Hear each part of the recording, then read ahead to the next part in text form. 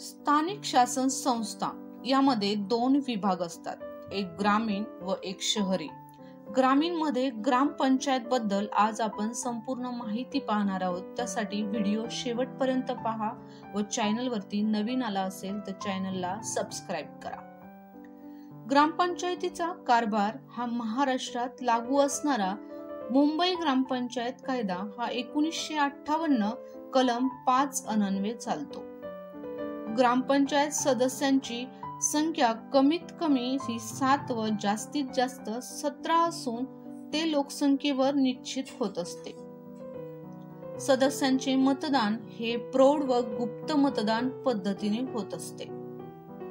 तसेच ग्रामपंचायत निर्मितीसाठी किमान 600 लोकसंख्या असणे आवश्यक असून ते डोंगरी भागात ते प्रमाण 300 केले आहे. नवीन ग्रामपंचायत स्थापन करण्याचा अधिकार हा विभागीय आयुक्त यांना दिलेला असतो. गट ग्रामपंचायत व ग्रुप ग्रामपंचायत म्हणजे काय, तर 600 पेक्षा कमी लोकसंख्या आहे अशा 2 किंवा अधिक गावांसाठी एकच ग्रामपंचायत असते, तिला आपण गट ग्रामपंचायत किंवा ग्रुप ग्रामपंचायत असेही म्हणतो. तर गट पंचायतीचे काय कामे असतात तर पाहूया. प्रत्येक गावाचा कारभार हा ग्रामपंचायत करत असते. जसे की पाणी पुरवठा, दिवाबत्ती, जन्म मृत्यू, विवाहाच्या नोंदी इत्यादी कामे ग्रामपंचायत करत असते. विषय असतो कृषी, समाज कल्याण, जलसिंचन, ग्राम संरक्षण, इमारत व दळणवळण, सार्वजनिक आरोग्य इत्यादी विषय असू शकतो. ग्रामपंचायत सदस्यांची पात्रता काय असायला हवी? कोण पात्र असू शकतो या ग्रामपंचायत सदस्यासाठी?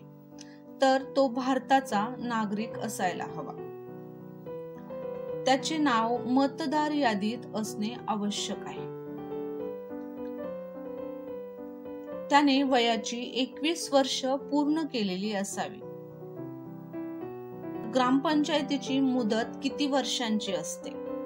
तर ग्रामपंचायतीची मुदत ही 5 वर्षांसाठी आहे. ग्रामपंचायत बरखास्तीनंतर 6 महिन्यात निवडणूक घेणे बंधनकारक असते व कोणत्याही परिस्थितीत ही मुदत वाढ मिळत नाही.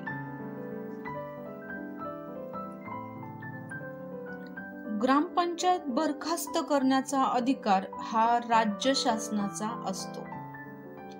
जर निम्म्यापेक्षा जास्त सदस्यांनी राजीनामा दिला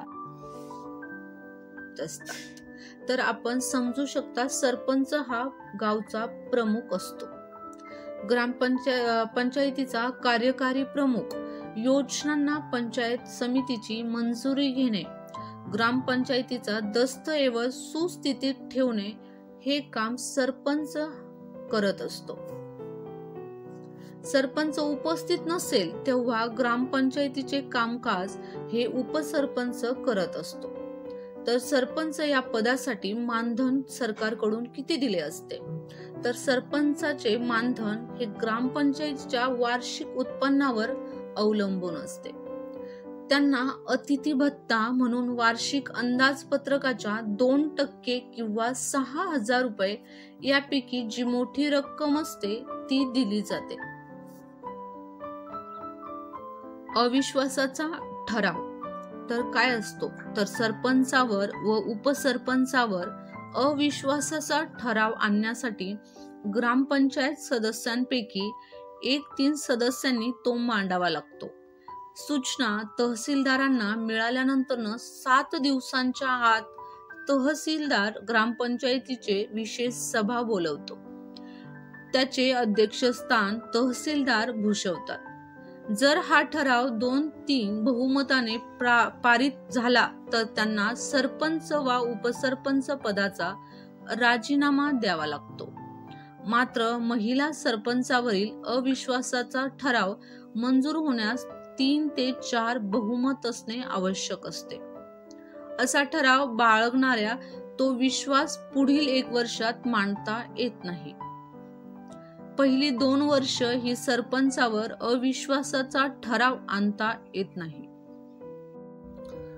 ग्रामसेवकाची नेमणूक ही जिल्हा परिषदेचे मुख्य कार्यकारी अधिकारी करत असतात, तर गट विकास अधिकारी यांचे नजीकचे नियंत्रणही असते. तर ग्रामसेवकाचे काम काय असते, तर ग्रामपंचायतीचा सचिव म्हणून काम करत असतो.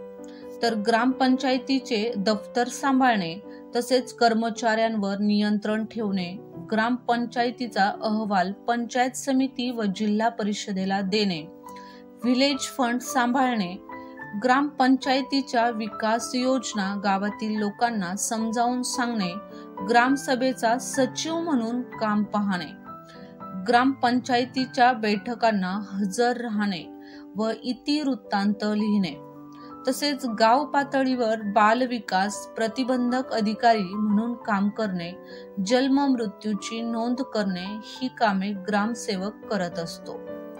तर ग्रामसभा म्हणजे काय, तर ग्रामीण भागात किंवा गावात राहणाऱ्या मतदारांची सभा म्हणजे ग्रामसभा. तर प्रत्येक आर्थिक वर्षात ग्रामसभेच्या किमान 6 सभा होणे बंधनकारक असते. तसेच वार्षिक अहवाल आणि हिशोब, ग्रामपंचायतीच्या विकास योजनांना ग्रामसभा मान्यता देत असते. ग्रामसभेत महिलांचा सहभाग किती असतो, तर पिण्याचे पाणी, दारूबंदी, रोजगार, इंधन, आरोग्य इत्यादी विषयांबाबत महिला ग्रामसभेत अधिक आस्थेने बोलतात. ग्रामपंचायतीच्या उत्पन्नाची साधने कोणकोणती आहेत, तर ग्रामपंचायतीच्या उत्पन्नाची साधने ही घरपट्टी, पाणीपट्टी, आठवडे बाजारावरील कर, यात्रा कर, राज्य शासन आणि जिल्हा परिषद यांच्याकडून मिळणारे अनुदान हेच उत्पन्नाची ग्रामपंचायतीच्या उत्पन्नाची साधने आहेत.